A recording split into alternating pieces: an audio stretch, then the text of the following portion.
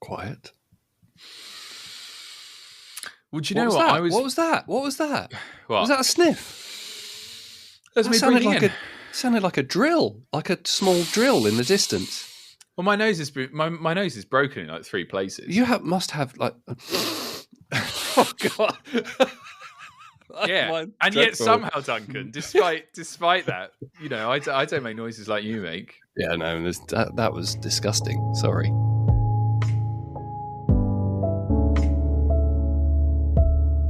Hello, everybody. Welcome to Short Fuse. I'm Duncan Roberts, and I'm here with you. Sorry, I wasn't prepared. I wasn't prepared for a question like that. Let me do my research. Yeah, you need to let my people know if you're going to ask me something. I wish we could publish the look on your face then. That's personal, Duncan. You can't be asking me stuff like that. Right, should we try it again? Yeah. Hello, everybody. Welcome to Short Fuse. I'm Duncan Roberts, and I'm here with Ollie O'Donoghue. Yeah, say hi, Ollie. Oh, say hi, Ollie. Well, you see, this is what confused me, is because normally you introduce me and I have to go hi. I know, but I'm trying to do less. I'm trying to take over less and let you shine.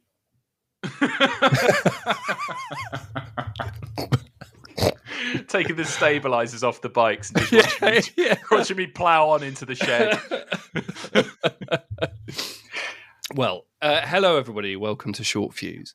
We're here. We're going to talk about some different things, some technology, some ideas, and we'll vote on them, whether we're long or short, meaning whether we think there's a long-term value or legs in it, or if there isn't. And then at the end of the conversation, we'll re-vote. And today, we're going to be talking about open source and closed source. So I guess, Ollie, we need to have a think about how we split this up. Do we think we want to vote on open source and closed source separately, or do we want to just vote on one of them?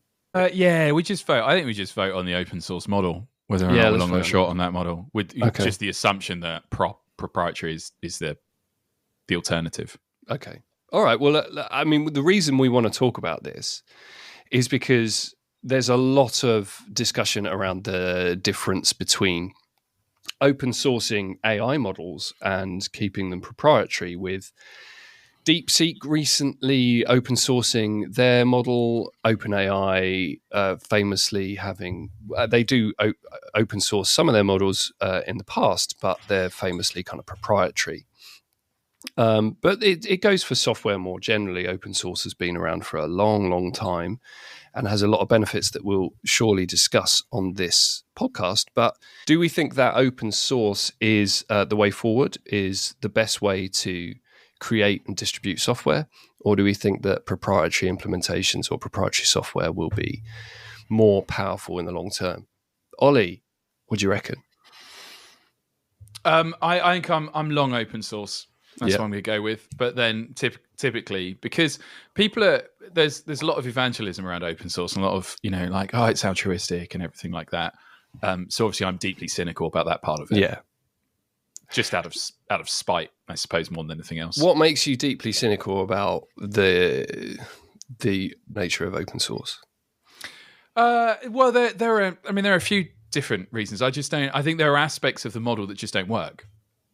Because if anything that's based on the largesse of a community is unpredictable by its nature.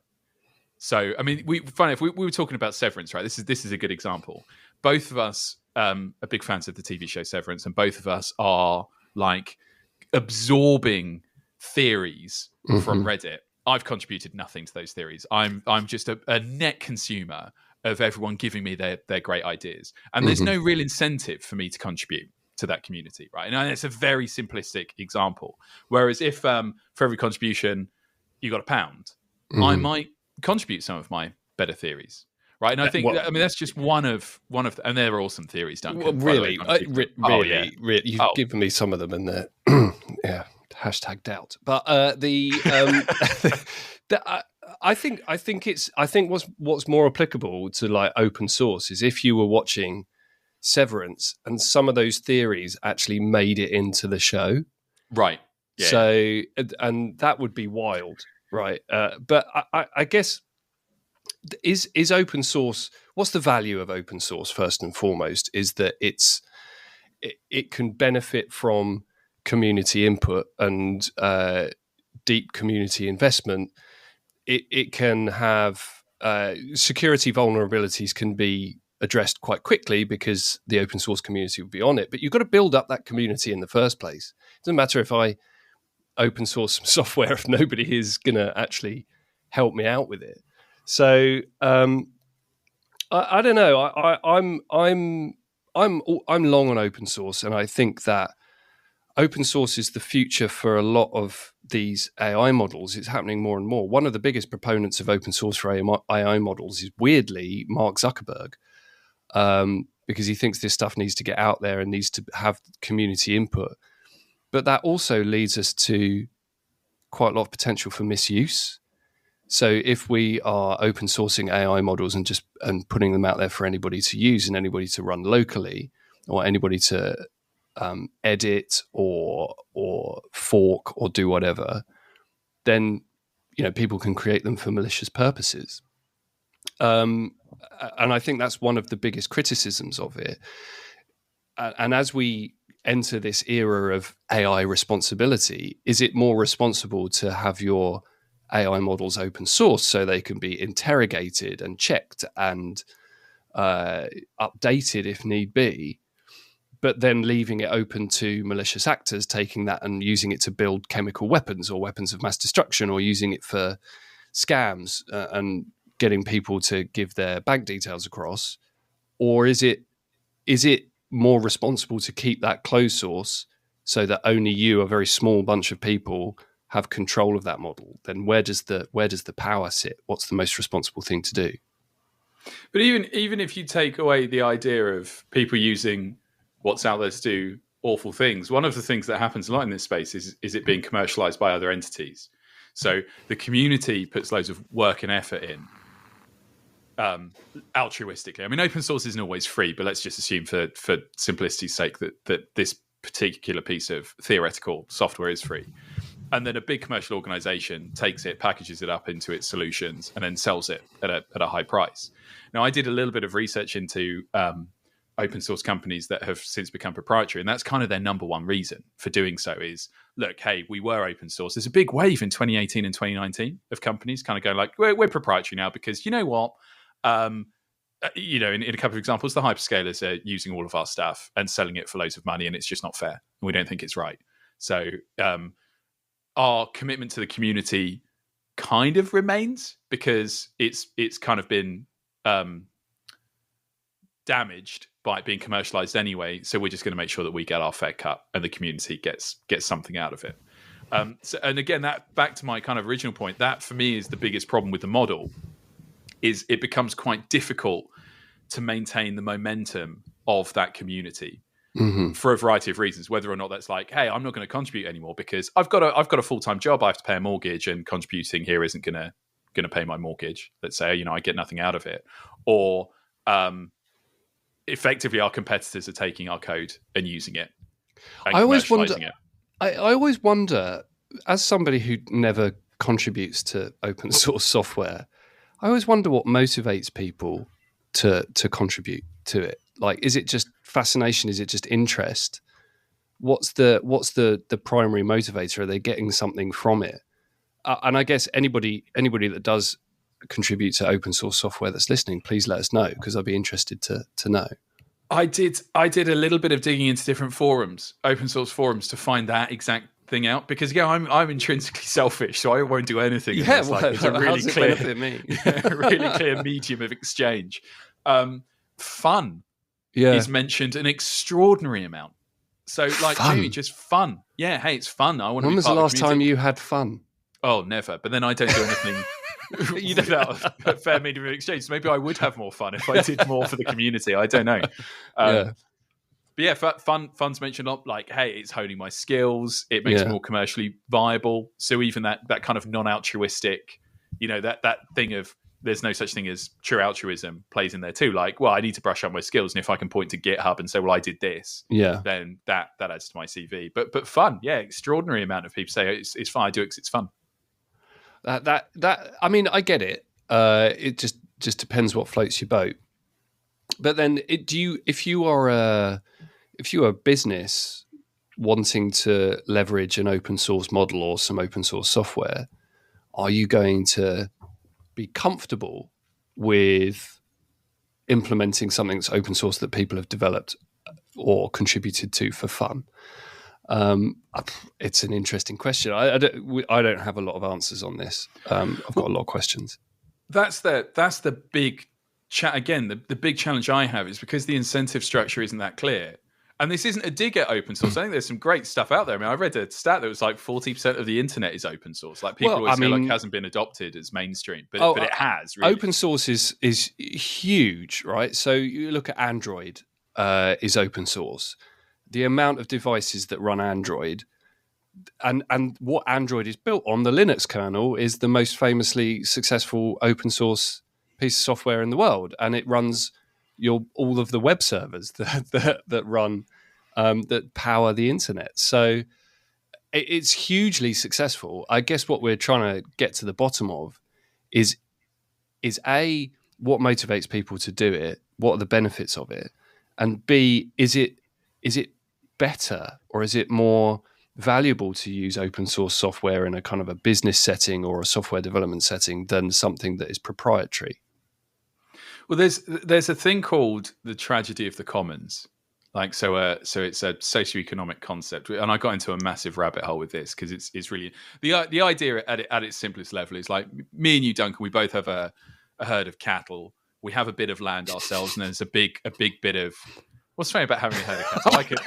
I could have many heads of cattle. Everything always goes back to some sort of medieval analogy. Well, it is. It comes from it's semi medieval, I suppose. But like, I've got loads of my cattle is just better looked after than yours, understandably. Right. You know, I don't think anyone would think that's not the case.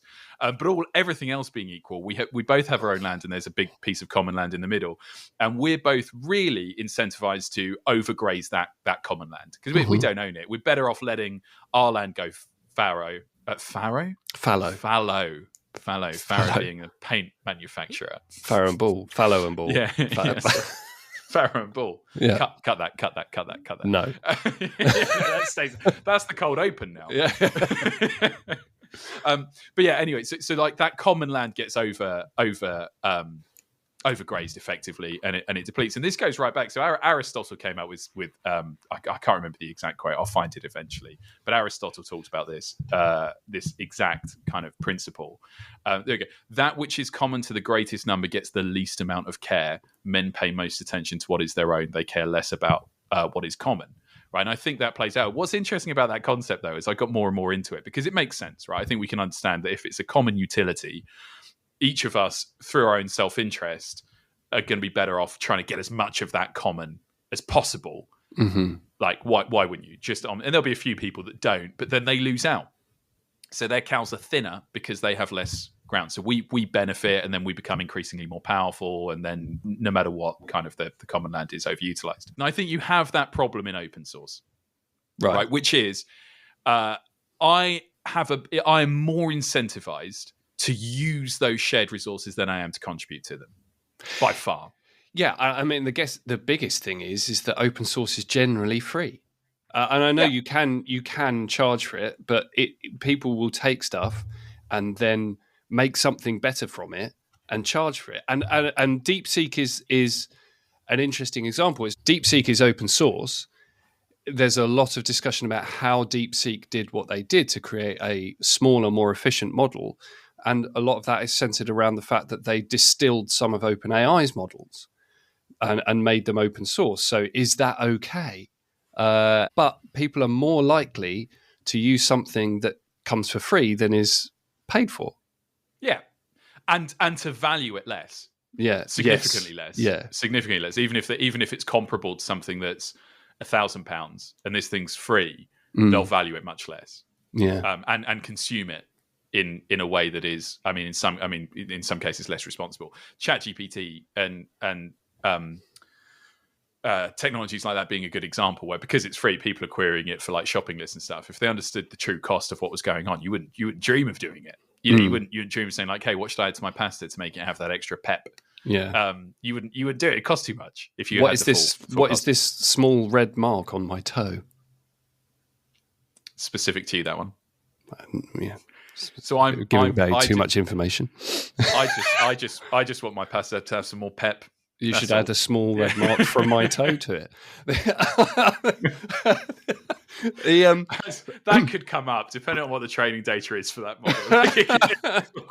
I've only got two pieces of information, and I'm just going to apply both of them to every single situation. But the total cost of ownership, we spoke about total cost of ownership with in the gaming podcast the other week, and that's an interesting point about DeepSeek that we've discussed before off podcast, which is where, sure, DeepSeek is incredibly cost efficient and cheap to run and free to use in some circumstances, but if, and no claims made here, if it was distilled from OpenAI's models, then it couldn't exist without OpenAI's models. So all of that cost that's gone into training GPT or O1 or whatever is DeepSeek couldn't exist without that cost having been put in. So it's just somebody else has paid for it.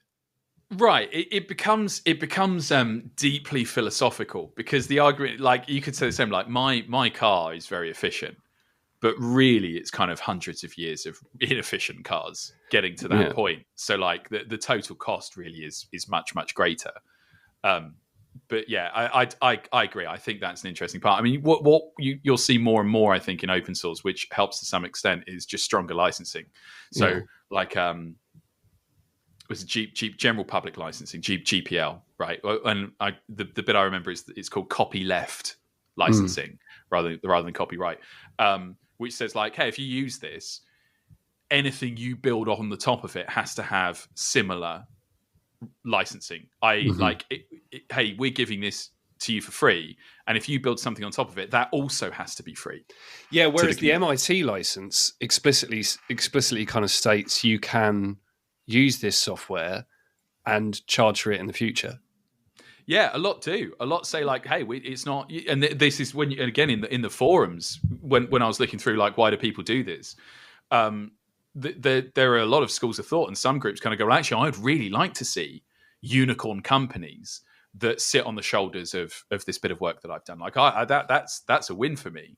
And then at the other end of the spectrum, people going, well, no, why am I toiling? I'm doing this thing for the greater good, and then someone's going to become a billionaire off the back of it. It's the opposite of what I want. So even within the community, you have that kind of philosophical fracturing, which in simple proprietary, we're doing this because we want money, you don't necessarily have. No, I'm trying to think where I sit in that, on that scale, and unfortunately I'm kind of in the latter, I think, where I'm like, well, why would I want to do something if somebody else is going to take it and make loads of money from it? I mean, I'm not saying I necessarily want to make loads of money from it. That would be nice, but I just feel like if you're contributing to something for the greater good or for fun or for whatever, it should not really be possible for somebody to make their fortune off the back of that. I mean, maybe I'm wrong. I don't know. That's my gut instinct. Yeah, and I think that's perfectly fair. I mean, to go back to the medieval farming analogy, right? So you buy that central land and hand it to the village and say, like, here's this public land, do as you wish with it. And then you find out Farmer Ollie is overgrazing it with my cattle. And I'm just going, thanks, built a theme park on it and making fortune from it. Yeah, less medieval, but I think fair enough. The medieval theme park with cow rides and I don't know, throwing tomatoes at you in a stock. I'd go to that. Yeah, okay. Buy the land and I'll make it happen. I guess the advantages to the proprietary model are things like security vulnerabilities are hidden. They're less likely to be found, but this can still exist, but they're less likely to be found. So they can be patched quietly under the radar if nobody's found them. And I guess people would argue here's an interesting point.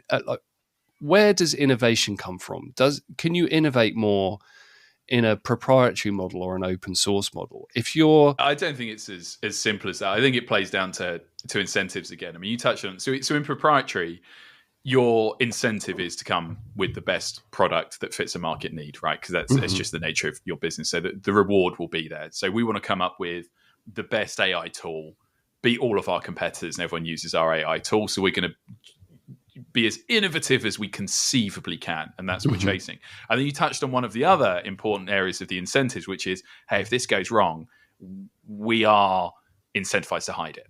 So if there is a security flaw, there's no incentive whatsoever to tell everyone, like, hey guys, by the way, this thing is going to, is a complete backdoor into all of your organization's data. Whereas in open source, you can't hide. Yeah. Whether or not, and this depends, where I think it's interesting for open source is it depends on the community perhaps a little bit more than it does in proprietary. And there are a long list. So we mentioned right at the start, you mentioned right at the start some of the really big open source projects that have done really well. For every one of those, there are hundreds of thousands of open source projects that have been like so high potential, and yet the community, so the person behind it, the main developer, has often got another job or changing circumstances, whatever it is, and it's just switched off and it's stopped, or the community's lost interest and it's failed to get traction. While it's true that in proprietary there are all similar hundreds of thousands of companies all chasing the same target, I think the likelihood of one of them getting to the finish line is higher. Yeah, because you don't get I guess with proprietary, you're after investment from VCs or whatever, and you want that investment to go into your product. It will go to, you'll have a small amount of people working on it.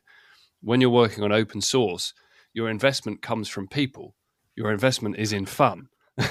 Yeah, well, and exactly. If you can't build that investment through people, your product is likely to not be successful. And then what does success look like for an open source company? Is it just, oh, it's out there, people are using it and getting value from it, and somebody else is making loads of money? Or is it just, well, I've done this, I feel like I've done good for the community? Like what does success look like in open source? With closed source, it's we're raking in the cash. Yeah, I think so. So like my biggest issue with it right at the start is open source. You're at the mercy of the largesse of a community, and I'm so deeply cynical of human behavior, as you know. And part of this is because I don't do anything altruistic, as we discussed at the start. I just kind of think like, it's worked a few times. I think it's great. I think it'll still be around as a model, but I just don't trust the longevity of it project by project in the same way that you do with proprietary technologies, where the incentives are just so clear to do both good and bad. And within open source, to answer that second part, is it just varies so wildly. And again, to me, that plays into that confusing thing. Like you could be spending your time or kicking off an open source project because you want to solve this problem for the whole world, and you're doing it because you love the world. And you don't want any money. Your name's not even going to be on it. You don't want anything to do with it whatsoever. And at the other end of the open source community, there are people going, well, actually, this is just a stepping stone for my career. And the second I get hired by someone else, I'm going to drop this project completely and it'll become abandoned. Or I will eventually turn this into a £1 billion company, or I want to see other organizations make billions of pounds off the back of it. So within that kind of different intent within the open source community, I find quite well, it's unpredictable by its nature, but for me, I see that as a shortcoming of it. Whereas when you have a very clear incentive, like, hey, develop this thing, or we won't pay you anymore. You'll be fired because you're not good enough, or you'll get a bonus if it works, or you'll become, you have shares in the company and you'll get that payout. It's just much clearer. So it's easier to see the direction of the company. It's much harder. One of your original questions kind of go, okay, well, this one's more innovative than the other, because I think often that's just defined by the market and people who consume the products. It's something we haven't spoken about that's just crossed my mind is we in the gaming podcast, we talked about mods and things like that. One thing that's happened fairly recently is Valve just dumped all of the source code and open sourced Team Fortress 2. But that's incredibly old. I can remember buying the orange box when I was a kid and getting Team Fortress 2 with it on my PC when Steam first came about. But they've just open sourced it. And what that means is that lots of people can now create their own games with that as a basis. So this is less somebody creating some software, chucking it out to the community and hoping that they make it better, or for them to enjoy working on it.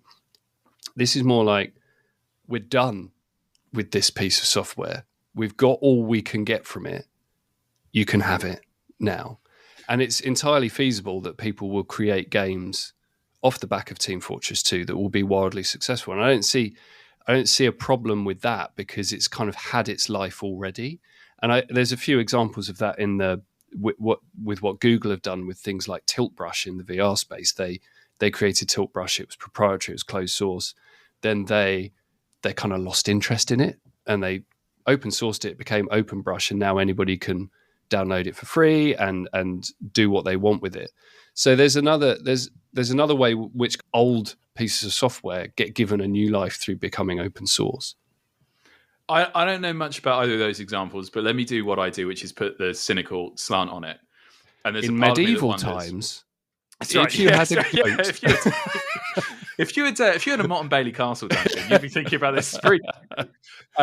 But like, so let's take the Google example again. I'm just using it as an example because I don't know a tremendous amount about it. I wonder if there's a calculation at the other end that's just like, well, look, we're not actually going to use this tremendous amount to build anything that's a value add on top of our VR headsets, let's say.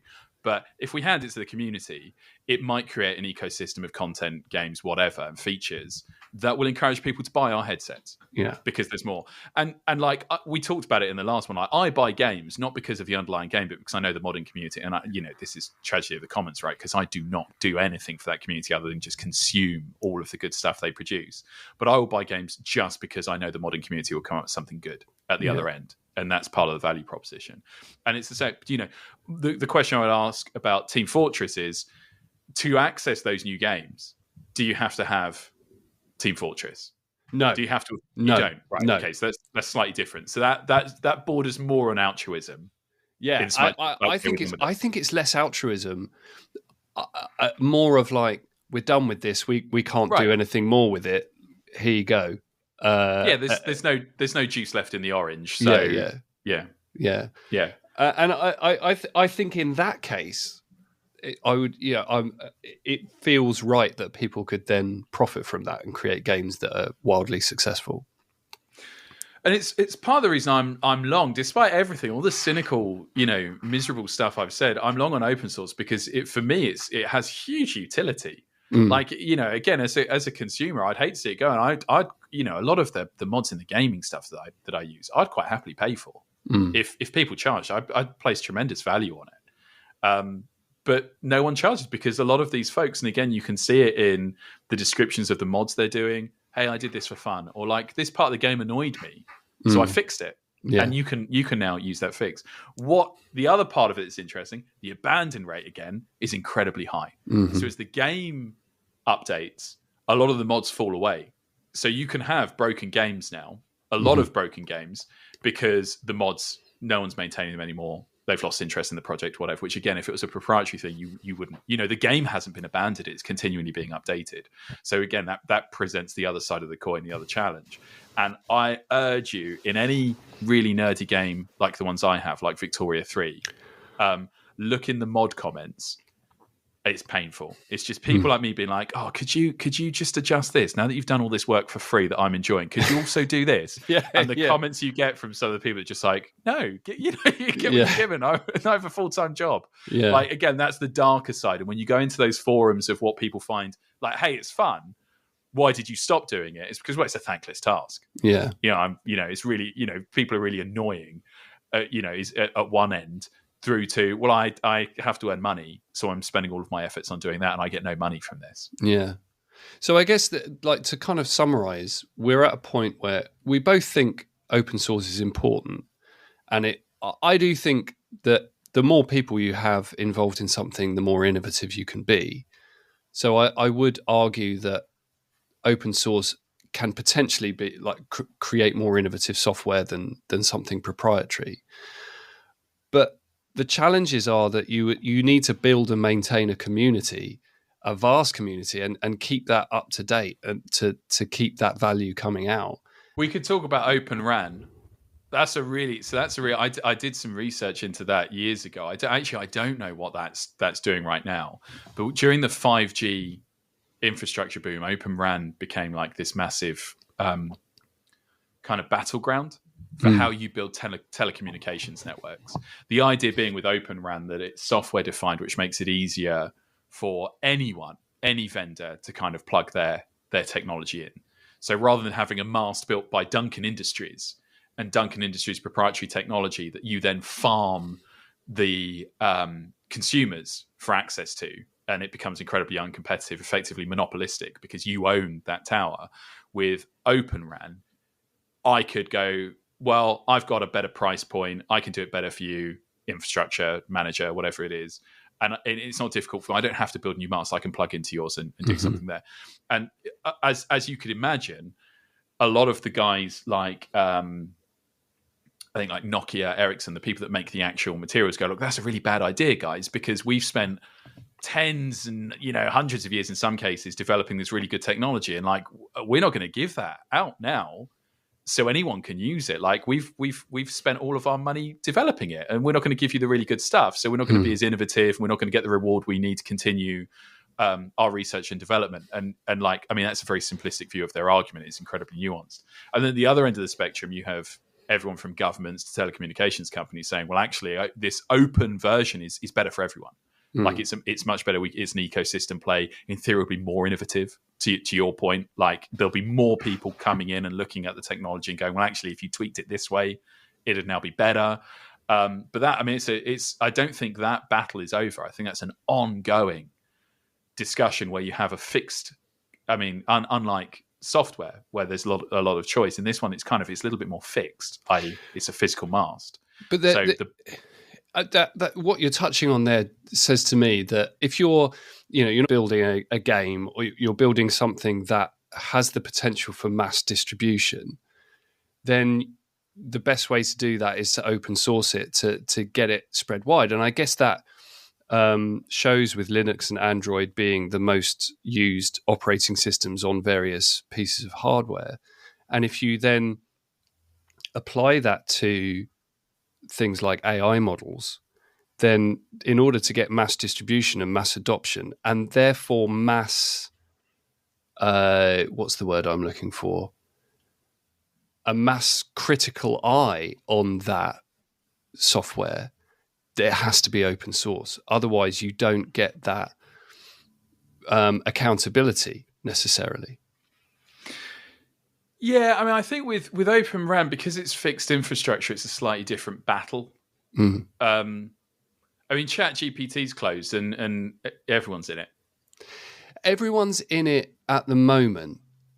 I think that's one of Mark Zuckerberg's kind of arguments, is that in order to get this mass distributed, and in order, like you said with the Open RAN, in order to get as many people using this as possible, we need to open source it.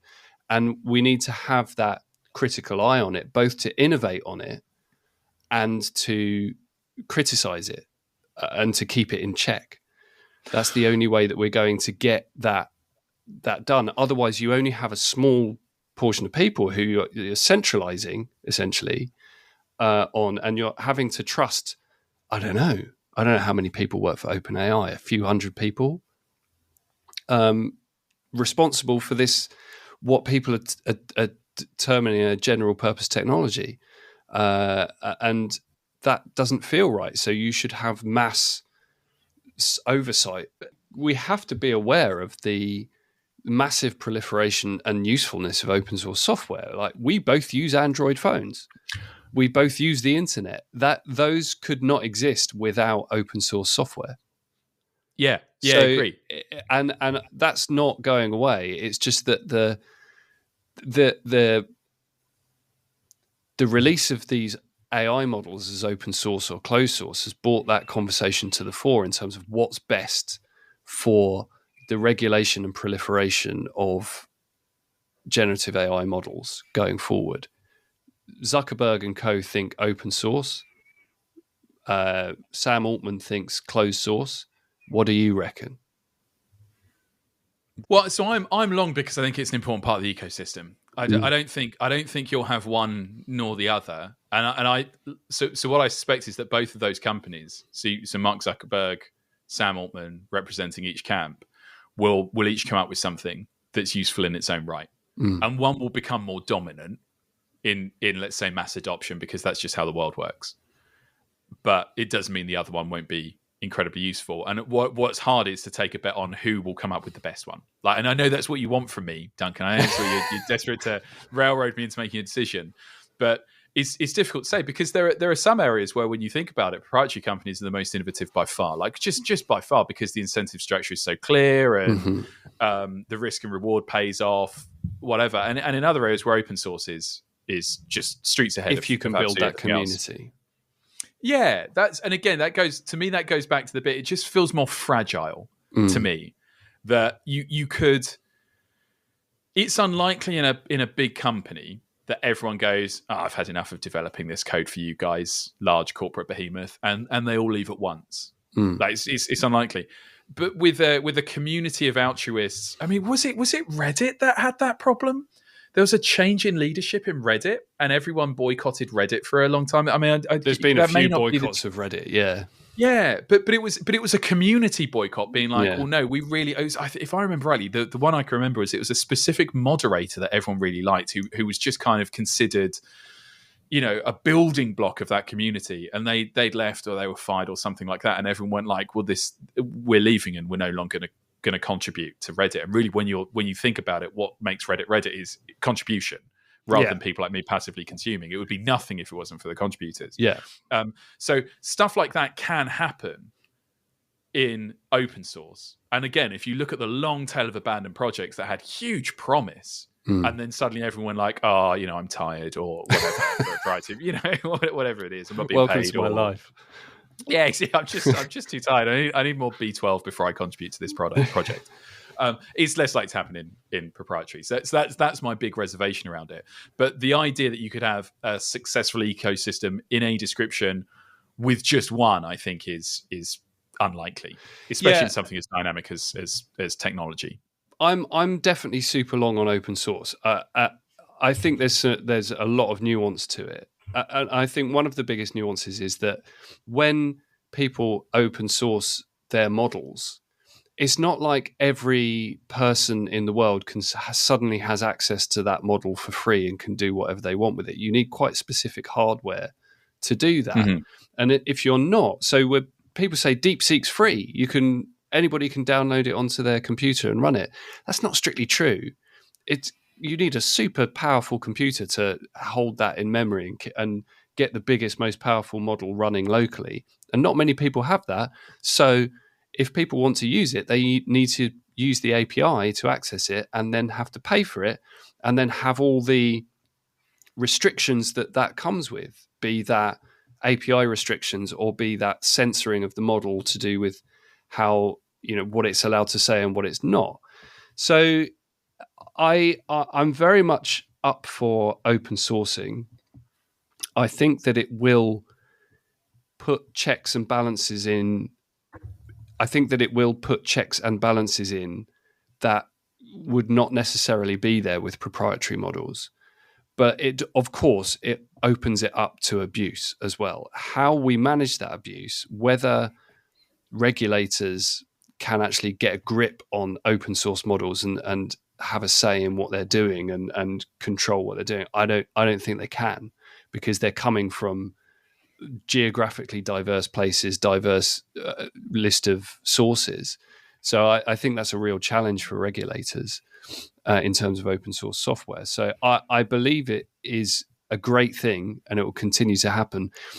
And people who maybe espouse it in certain circumstances are still going to gain from open sourcing their software financially. And I don't think it's as altruistic as it maybe once is made out to be. Oh, it's a very cynical end note for you, Duncan. I know. You're coming over to my camp. I love it. Well, we're both long, but we're both a little bit worried, I think is what I'd say. I quite like at the end, like both of us just like, yeah, it's a good idea, but at the end of the day, humans are garbage. Well, I mean, it's true. Look at the state of the world. Well, look at the state of us. Like, we've just done a whole podcast on open source and have frequently caveated, like, oh, I basically just thieve resources from this community. Yeah. Thanks for that. Yeah. So we've basically, what we've got to the bottom of here is that we're thieves and with medieval serfs using cattle to graze various fields. I think that's more than we usually walk away from a podcast with, so I'll take it. Happy days. All right, well, thanks everybody for listening. We'll be back next time. If you've got any comments or you are a contributor to open source software and you are absolutely offended, astounded, astonished by anything we've said, please get in touch and we look forward to hearing from you. shortfusepod@gmail.com. See you later, everyone. Toodles.